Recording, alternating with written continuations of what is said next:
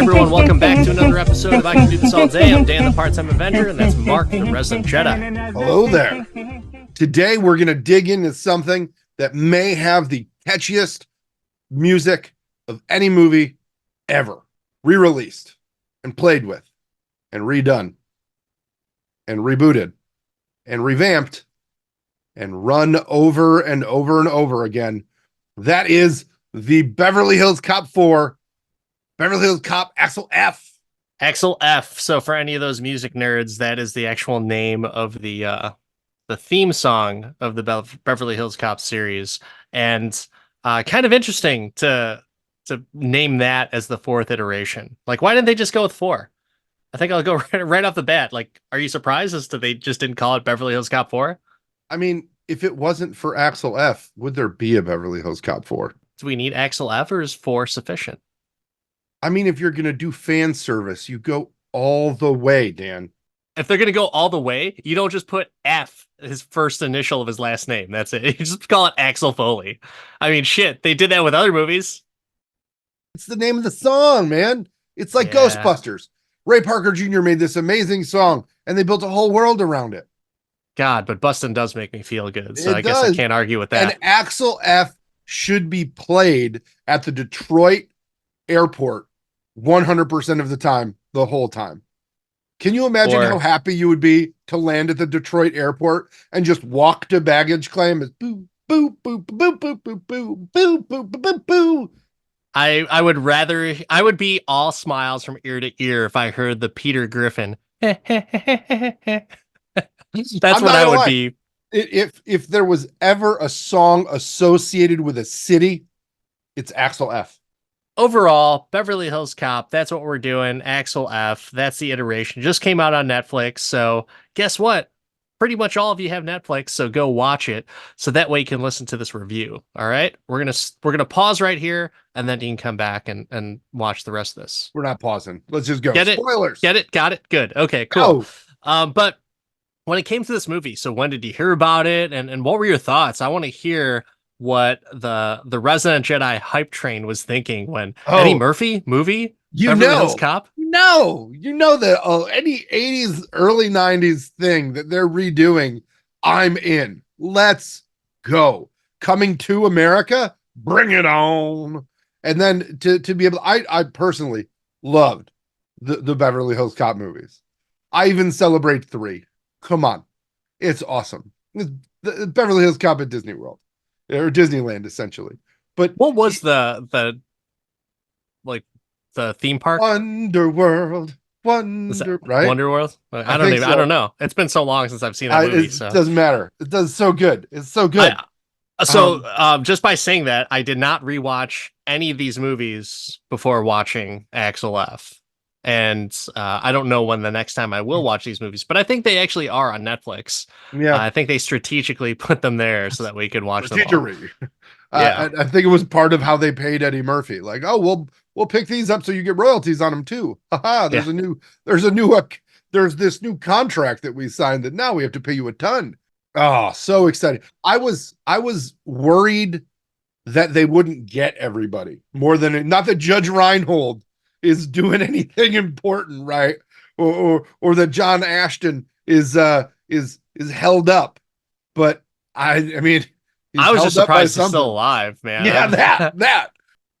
We're in the season of make everything again. So I'm just kind of leaning in. I was more excited that all the people were returning than recast. I don't want that.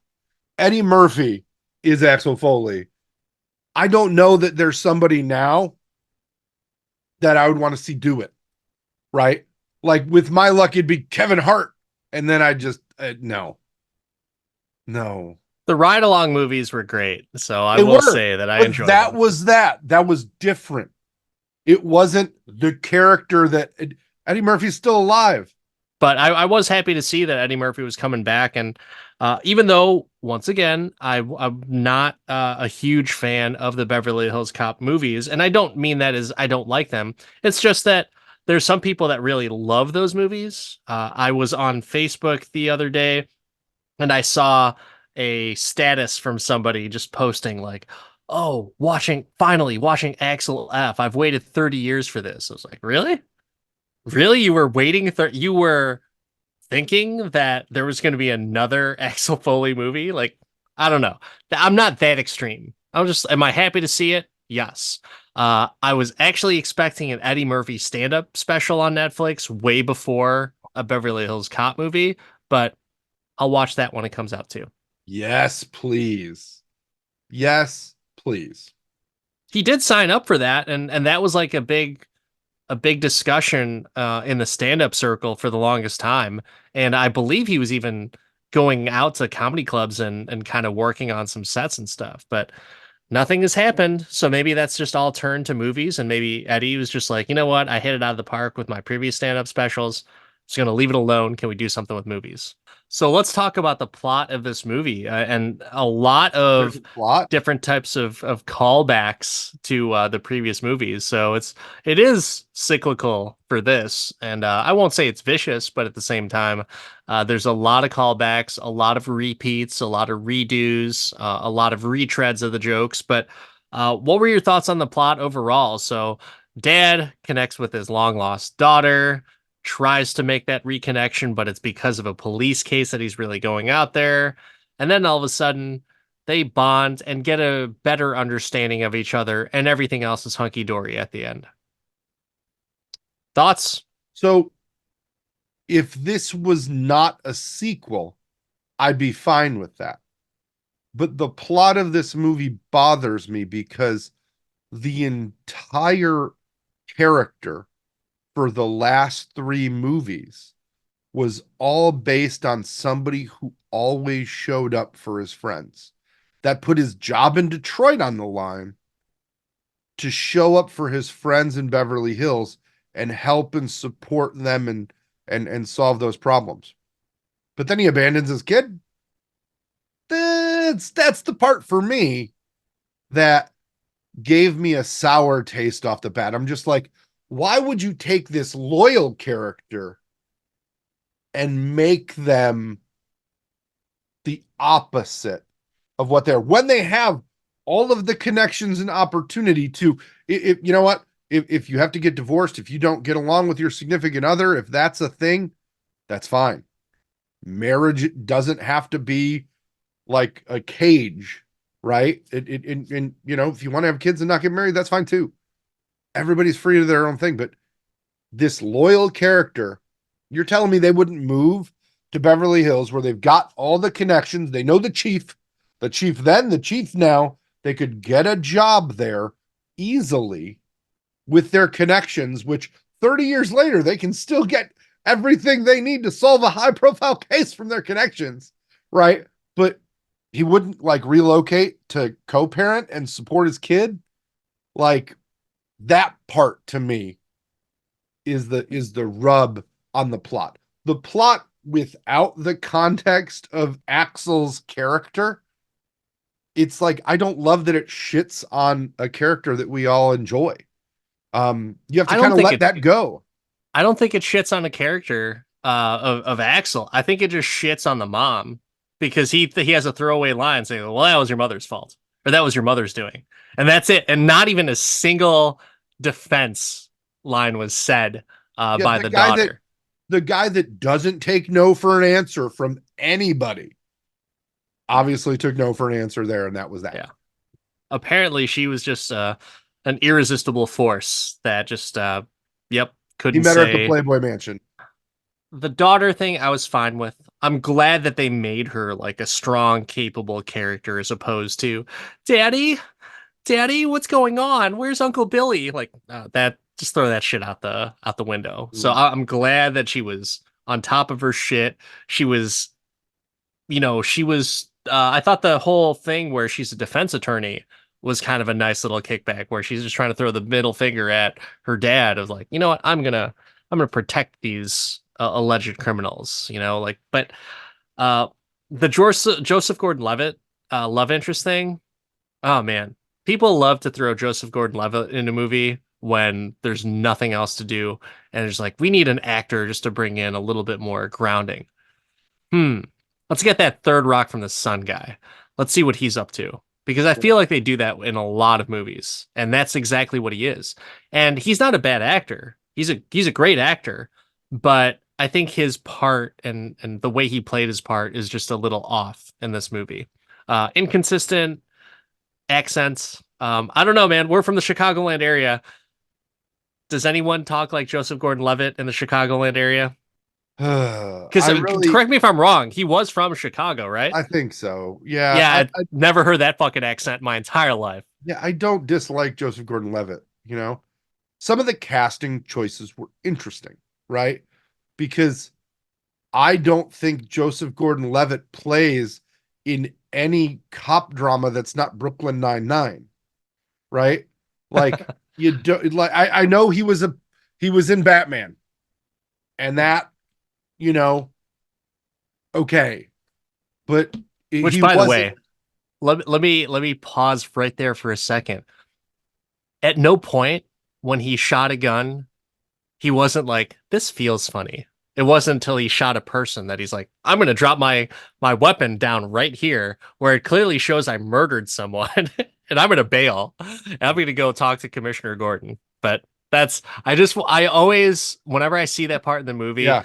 I always think like, hmm, something isn't adding up here. And it's Joseph Gordon-Levitt as a cop shooting someone, not being okay with it, and leaving his gun at the scene of the crime. Well, you know, that's how he adopted the no killing as the new Yeah, Batman. yeah. Um, in the prologue or the epilogue, whatever it was, the epilogue. But the I try and in these kind of movies, you know that they're not going to be great, right? You know that this is after Beverly Hills Cop 3 in 1994, there's reason that 4 took this long to get made, right? 3 was not that great. 4, Sure. they're just trying to roll it out and get the band back together essentially. Um I didn't think this movie was going to be bad by any means. I I thought the don't think movie it was going was to be bad. really good. I don't think it was bad. I I found myself like with Joseph Gordon-Levitt. It was okay. Could have been worse. Could have been way worse, right? But knowing that Eddie Murphy knows all of these comedians, did they purposely not bring in another comedian to not make this Lethal Weapon 4? Right, where Chris Rock was the extra cop trying to build favor with the dad, right? Were they trying to not do that so Joseph Gordon-Levitt comes in as like a medium level, right? Were Because I they were feel they like trying there's to comics you could have brought in for this. Yeah, but were they trying to just do reverse diversity? And, because there's a man of color in the lead acting role and a female woman of color in the supporting acting role, like, what we need to do? We need to throw in a white guy in here. Like that's just Judge it's like Reinhold's the in this complete movie. opposite. Judge Reinhold's in this movie. Yeah, yeah. But like that's what I'm saying. The It's like ultimate okay, we token 90s guy. we get all the band back together as you say, but like let's not add another person of color in. Let's go see what Joseph Gordon-Levitt's up to. Like I feel like that's a discussion is like some Hollywood executives like, well, we don't want to go too diverse with this cast. Like what is like what's John Cho up to right now? Maybe we could add him in. Like no no no no, we don't want to go with let's go with a good old white and let's see where this goes. So I'm not saying that that's the case. I just could imagine that being a funny conversation of that, but I don't know, man. It's the casting is fine. I don't have a problem with Joseph Gordon-Levitt. I just wanted to point out the ridiculousness of that accent. Yeah. I I thought don't I liked disagree. his character as a whole, and I like the fact that he wasn't just a beat cop that is like, oh, he's out there trying to prove himself. Like, no, he's actually just kind of just there. Like I thought the helicopter scene was freaking hilarious. Yeah, Like, yeah, with him scared. Yeah. Mhm. yeah, like that's the reason why I don't fly anymore. Like good for you. Like good writing. And it's good that like, yep, there's an element of danger here. Like she might fuck up.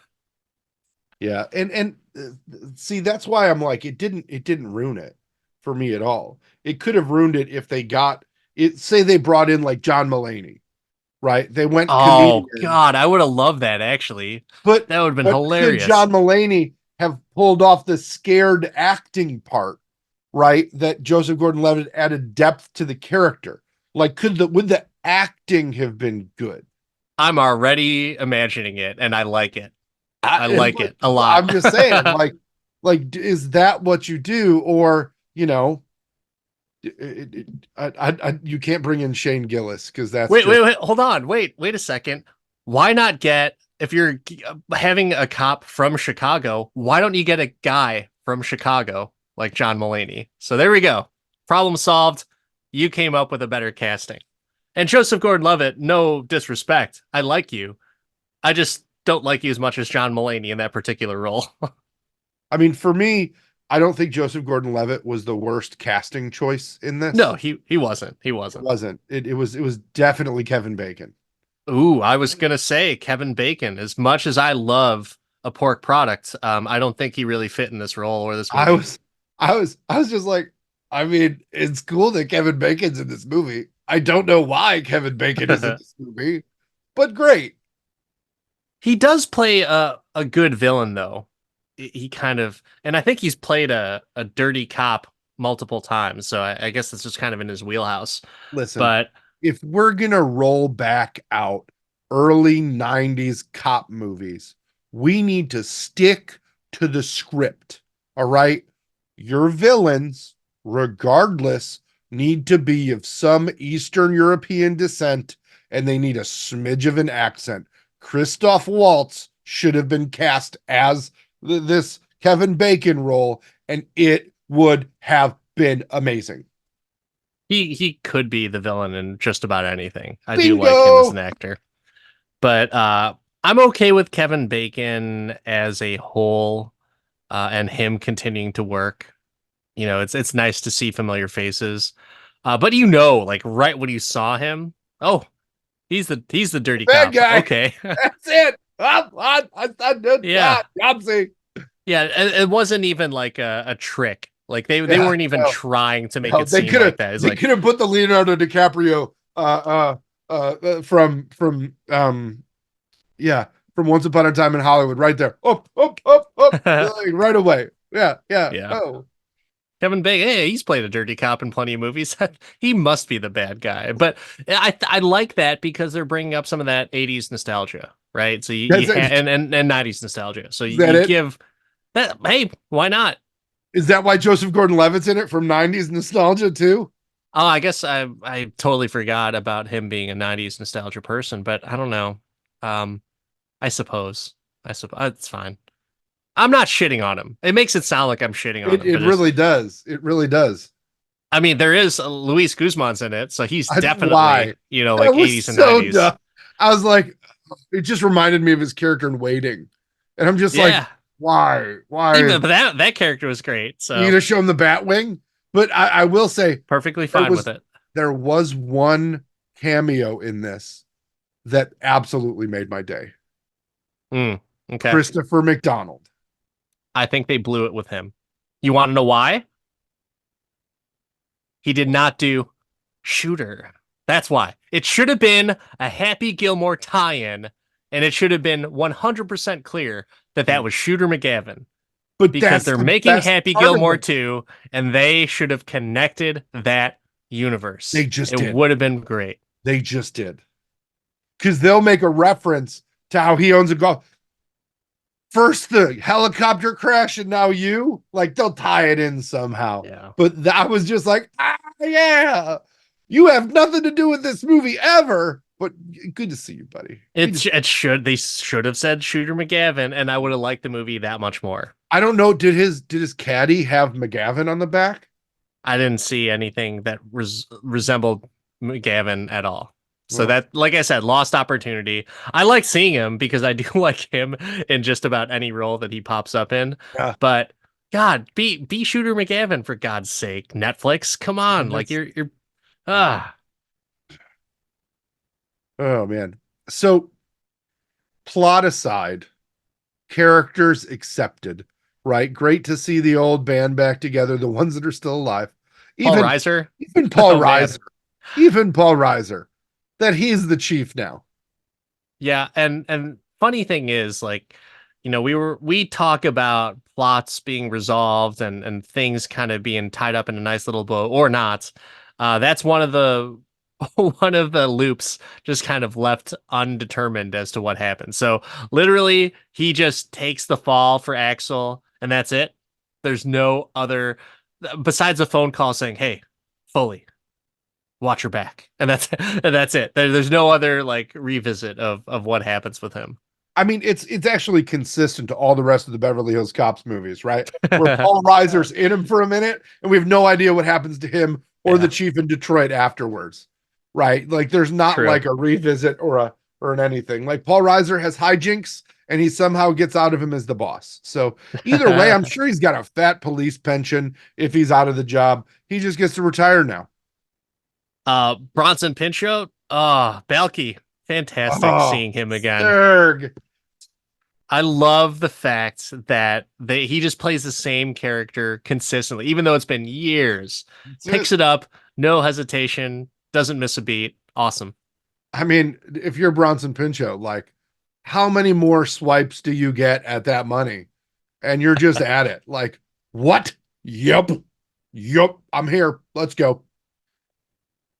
Plenty of scene stealing moments for him, and I did like their interaction at the real estate showing, to where Mhm. everyone kind of does their own thing and plays into the lies. So you see that his daughter has some of his personality, some of Axel's personality of like, yep, I can bullshit on the spot. Don't worry about me. I'm It's good. genetic.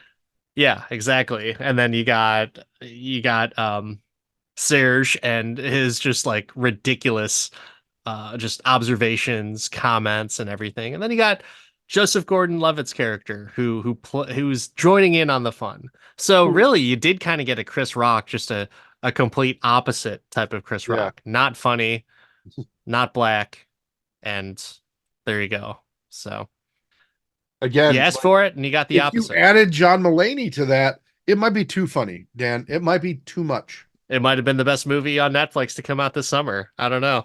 He could. Oh God, totally could have stole the show. Damn it, John Mulaney. Why weren't you in Beverly Hills Cop Axel F? He was too busy supporting his wife and Which, and getting rid of his cocaine habit. yeah, yeah. John Mulaney, we salute you. Not for your cocaine habit, but for your battling every day of trying to better yourself. All right, so let's go into the action. Opinion on the action and the stunts. A lot of kind of repeat type of action scenes from the previous movies. Like, what did you think about that? It was, I mean, they did what they could. They did the thing. It was, I mean, it's not Fast and Furious, right? I'm driving away on a meter maid cart, which the meter maid was actually his daughter, BT Dub. Like, Oh, real was life. it really? Yeah. That's funny. Yeah. Awesome cameo there, but Nepo baby. But full, like, it was okay. It was okay. The shootouts weren't that great, you know. Dude, they still, if anyone has learned anything from watching cinema and as many movies as I have, it's the gun control and the angles that people are holding their guns. They just did not have that in the budget or the No, consulting of this movie. no, Like no. Eddie Murphy was just like hand on the trigger or finger on the trigger, everything. No gun control where the finger is not on the trigger. It's just like Yeah. awful angles of aiming. It was 80s gunplay, which isn't a bad thing, but it was 80s gunplay. Yeah, I would guess that a lot of those guns were rubber. Um, but I mean, it wasn't bad. The action was what it is for an action comedy. Yeah. What about you? Did you have any sequences that you really enjoyed? Like, I didn't see any. I thought the helicopter scene was really funny. Helicopter scene I thought was hilarious, and just because of Joseph Gordon-Levitt's like PTSD or his character's Yeah, PTSD for that. I love a good shootout. So the fact that Taggart and Billy are there, and they're probably, they're not gonna die, but you might think they might die because they joke around like I came here and I'm gonna die for you. Like, I just love the quips back and forth. It wasn't necessarily the action, it was more so just the circumstances within the action that I yeah. liked. I like that So Billy is still like an amazing shot, yeah, just right. tagging him. I was expecting him to like just be Johnny on the spot with the weapons. Like he Mhm. picks up any type of gun and just starts just mowing down people left and Mhm. right because he has that arsenal, like it's just so cool. Oh, But I think there was, I understand why they did it, but there was a missing element of Taggart and Rosewood in this, and I wish there was a little bit more of it. yeah, I will say that it definitely that was part of the thing for me. Like I wanted more. And I would guess that like neither one of those actors were able to do much, right? And they were, you know, I wanted to see more palling around. That was the cool part about the OG movies is them working together and Axel like solving things, but they removed those folks and made Billy the damsel in distress and Taggart the the problem, right? Yeah. The force working against, and that wasn't the dynamic. So then we had to, like Joseph Gordon-Levitt wasn't like the Durr that Judge Reinhold is, which was the thing that made it funny, right? Like they took that out of it. So John Mulaney, They're they did the whole father-daughter thing. yeah, And there were some really great, back and forth dialogue moments between the two of them. But at the same time, it's not what was in the previous movies, number yeah, one. Um, and I think I I can't remember the actress's name. Who's plays his daughter in that? Gosh, Taylor Page. Taylor Page. I actually think she one-upped Eddie Murphy in a lot of the scenes. And so I was thinking that like, oh wow, she's actually like, yes, Eddie Murphy was Eddie Murphy, right? But when it came down to it, she was the smarter of the Foleys. Like I she think just that's had, intentional. yeah, yeah, and I'm okay with that, but it's just like I don't know if I wanted to see it, right? I like Touche. Axel being the smartass, and yes, maybe he's just like aging, and that's like oh, there's that crazy old guy again, just talking weird shit. Like maybe that's just how it is, but we don't want to see our heroes like that. You know what I mean? And Axel, even though I'm not necessarily the biggest Beverly Hills Cop fan, like he's still an '80s icon, and so it's cool to be able to see him be the way that he is, but I don't want to see him get taken down a few pegs all the time in every conversation. Well, and I mean that's the part of the movie that didn't do it for me is it was all like Axel sucks, right? Yeah. Right. Didn't change, didn't grow, doing the same things, and just Axel sucks. Driving the same car. Fuck, wearing the same jacket. The Yeah. jacket's iconic. Don't get me wrong. Barry Sanders has one. But man, it's you got to grow, and that's the thing that bugged me about it is, and I can suspend that and just enjoy it as part of the thing, and say I'm glad that we got some more of this character and this style of movie. But that's the thing that got me right.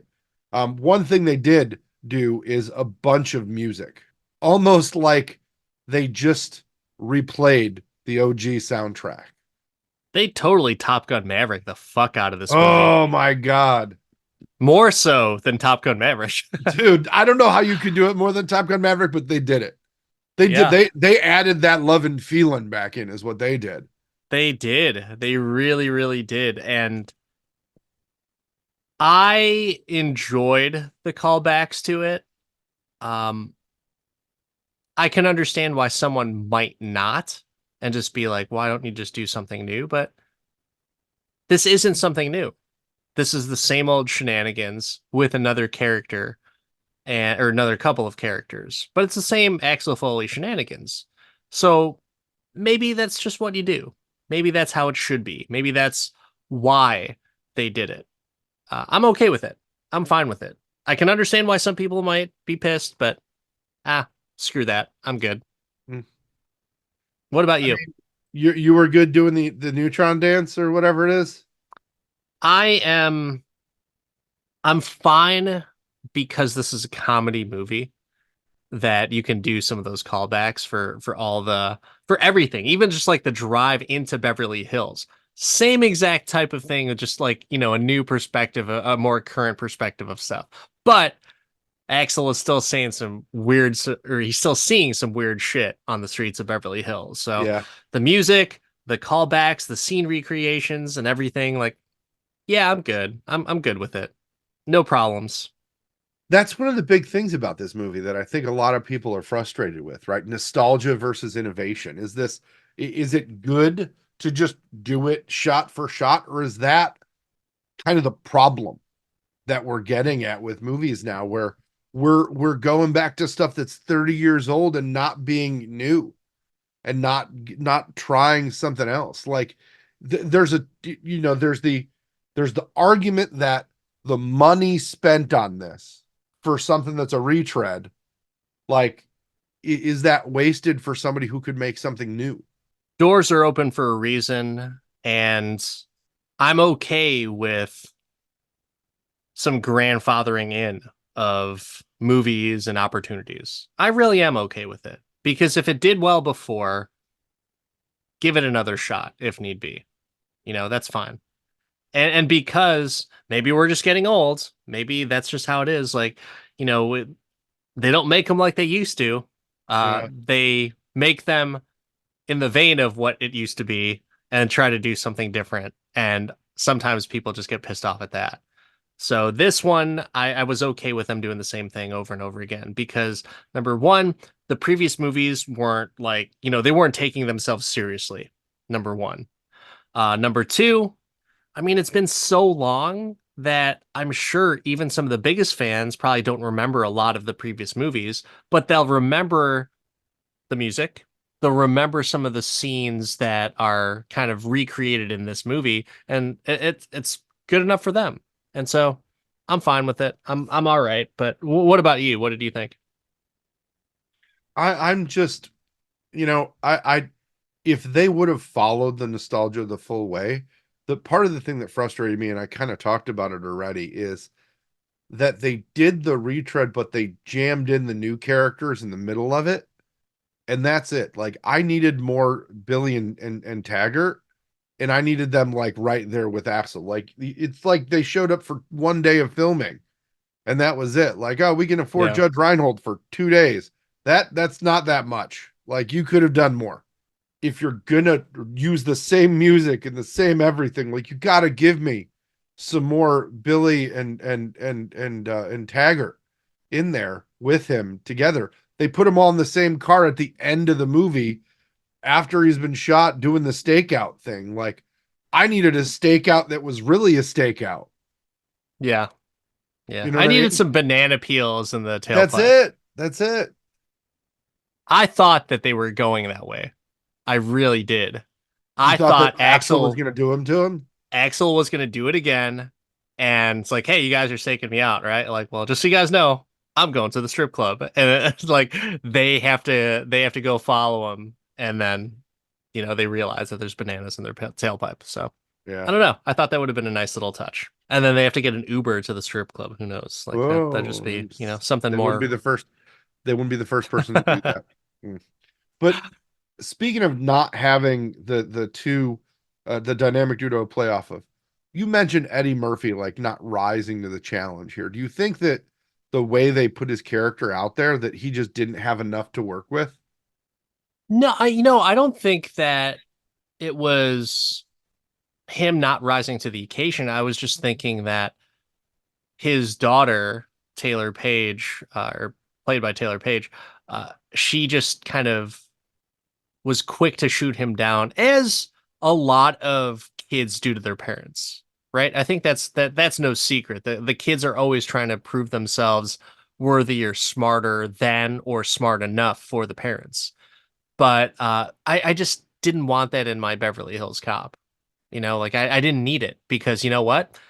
The daughter, never heard of her, didn't know her before, don't care about her. So why do I need to be fighting for her or rooting for her in these one-off arguments with Axel? And that's the part That's where I I'm at. think, that's the part for me that's the most frustrating, right? With with the plot, the writing, even the supporting cast, it all seemed like almost forced together. Like there wasn't a lot of options. We have to do this now. Where's this character? Oh, he's obviously a dad, right? He's got to have kids.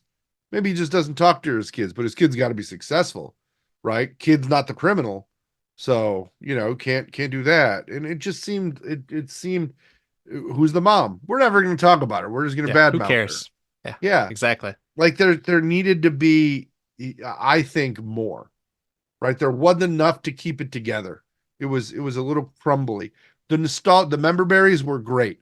They did some great scene work in that, but from a cohesive perspective, the story for me is it. And when we look at our favorite thing to ask, right? What Martha'd you about this movie? Um, I've gotta say it was that. Like just the fact that you just put this character there and now it's gonna work. Like, oh, it's Axel F. There. Look, it's him. He's got the coat. You know it's him because of the coat. And he's funny. We're Yeah. doing the The neutron dance. the thing that Martha me was, and I hate to say it because, like I said, I do enjoy Joseph Gordon-Levitt's acting. I just thought that it just didn't fit. I didn't believe that he was from Chicago, and the delivery of his lines and his accent that he was using, it just didn't make sense to me. And because he's the newbie, I have to pick on that and I have to point it out because I'm used to Eddie Murphy and Axel Foley. I'm used to Judge Reinhold. I'm used to Ashton as Taggart. Um, the two newbies for me was his daughter and Joseph Gordon-Levitt's character, and I thought the daughter was great. Uh, I didn't necessarily like the character itself, but I thought she did a good job as it was written. So there was enough redemption, there was enough conflict, there was enough reconciliation without it being too convenient. So, yeah, that would be the only thing that Martha'd me is Joseph Gordon-Levitt. Yeah, I found Kevin Bacon more annoying.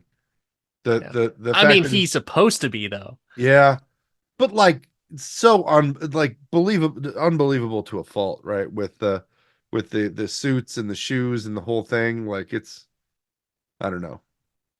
I don't know. I'm But good either way, with it. Love a dirty cop, and I love Kevin Bacon as a dirty cop because it's easy to point out. Easy to point it's out. And easy that's to why it didn't that Martha one. me. I got you. I got you. Just like So every other 80s movie, it's always easy to point out the bad guy because it's that is obvious true. as hell. That is true.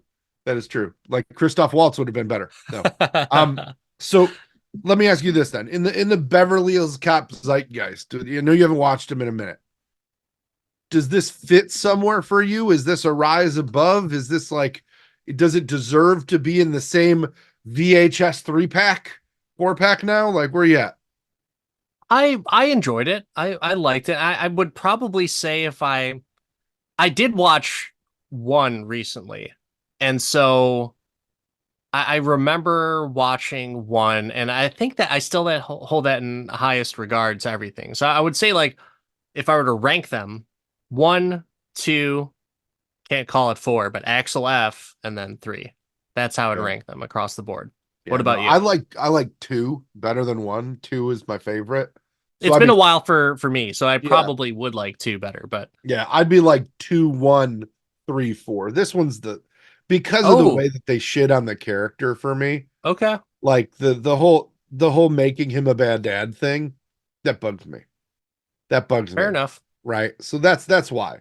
That's why I don't love that. I don't love that. It's But I mean, I gotta ask, us being dads, does that play a factor into some of the characters that are portrayed as shitty dads? Do we naturally get defensive about that, or do you get defensive about it? maybe that could be. It could just be my perspective. Um, Just but curious. I don't I know. think Just I'm thinking more about I that. think I'd maybe notice it more.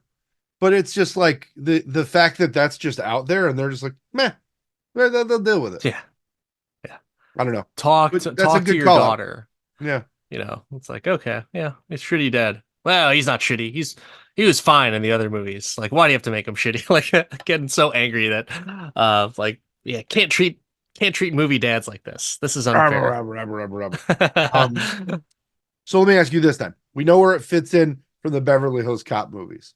Eddie Murphy's doing the whole revival thing, right? He did Coming to America. He did this. We just heard that Shrek 5 is going to come out. I don't know how you are on Shreks, but I mean, I'd probably watch it eventually. Where do you see do you want more Eddie Murphy reboots? Do you like this as like let's replay the entire catalog? What other Eddie Murphy movies would you like to see a sequel of? Where's this fit for you? I mean, I just want to see an Eddie Murphy stand-up special. That's really what I want to see. Mm, Uh, I am I was lukewarm on Coming to. It was just I don't know. I thought there was a lot of story there and a lot of story I didn't care about.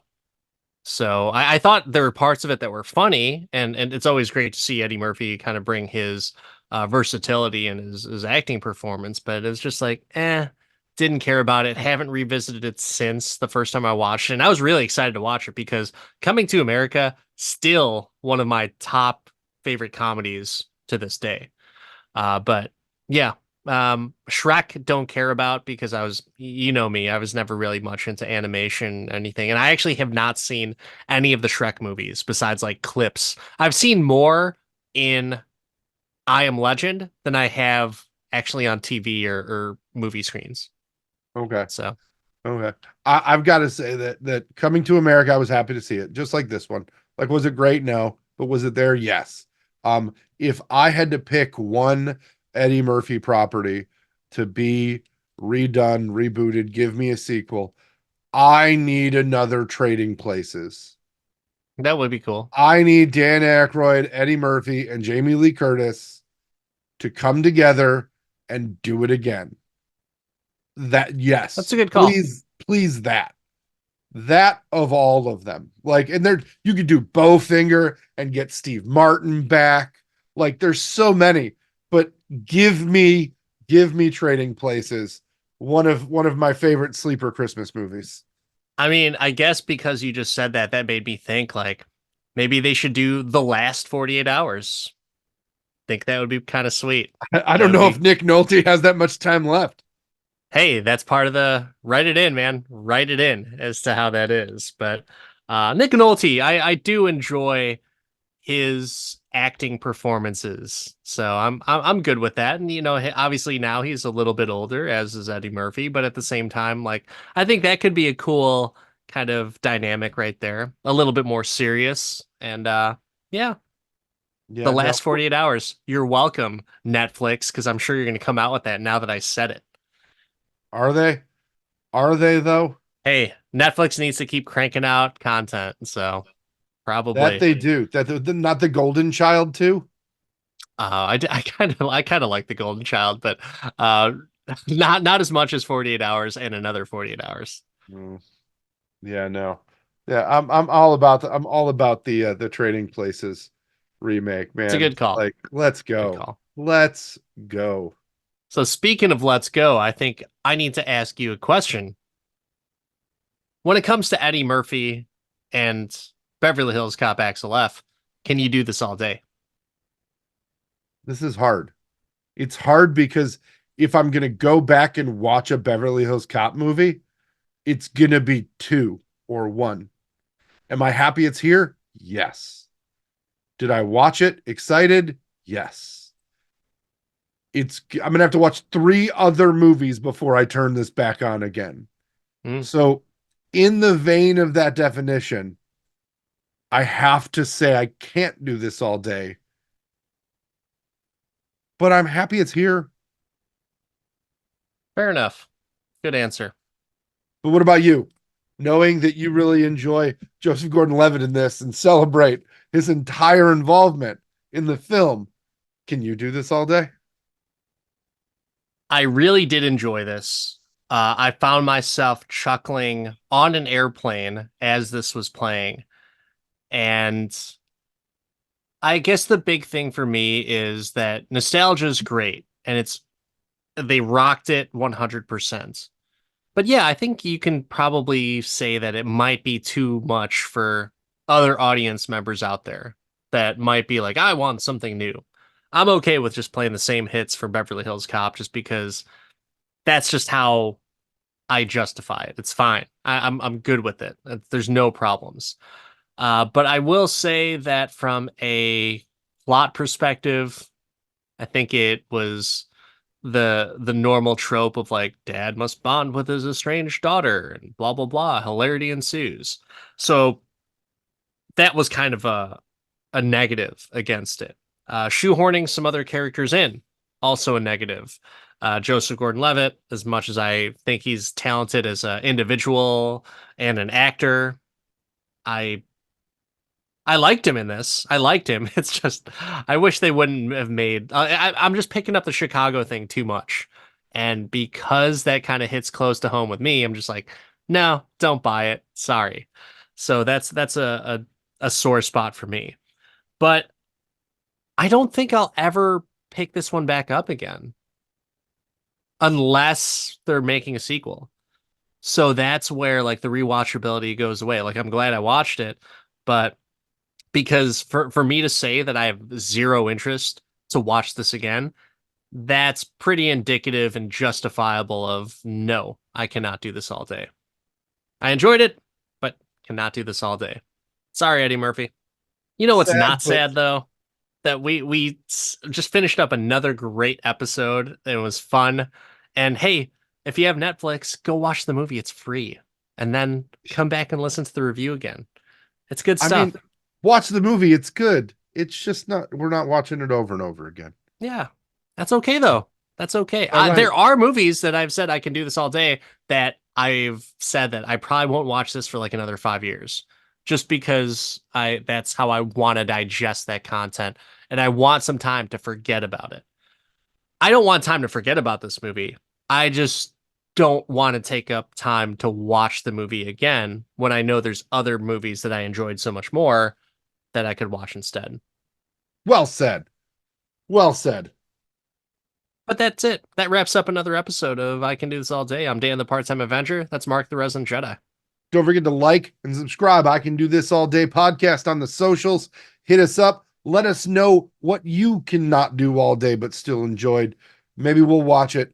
Then you can come back and hear the review. But until then, we're just going to do the neutron dance. Can't do it, but just imagine me doing it. Yeah. We'll see you next time, everyone. Just do it.